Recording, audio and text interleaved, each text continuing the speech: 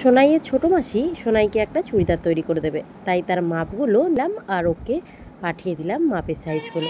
এবারে সোনাইয়ের বাবা বাড়িতে ছুটি দিন আসায় কোথাও সেরকম বেরোতে পারেনি বৃষ্টির কারণে। শুরু থেকে শেষ গোটাটাই বৃষ্টিতেই কেটে গেছে।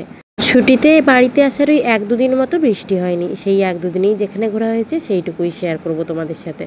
একদম হঠাৎই বাইরে ঘুরতে বেরিয়েছিলাম। হঠাৎ মনে হলো চলো তারকেশ্বরে যাই। বাড়ি থেকে 20-22 কিলোমিটার মতো হবে। এমনি এদিক ওদিক ঘুরতে বেরিয়ে পৌঁছে গেলাম তারকেশ্বরের মন্দিরে। হঠাৎ করে বাবা ডেকেছে বলে কথা, যেতে তো হবেই। আমি না একটা কথা ভীষণভাবে বিশ্বাস করি জানো তো, যে ভগবান যদি তোমায় না টানায় তুমি সেই জায়গায় কখনো যেতে পারবে না। সে তোমার যতই যেমনভাবেই প্রস্তুতি নিয়ে নেক না হোক না কেন, ভগবান যতক্ষণ না তোমায় টানায় তুমি ততক্ষণ মন্দিরে কখনোই যেতে পারবে না। একদম পড়ন্ত বিকেল, দেখতেই পাচ্ছ।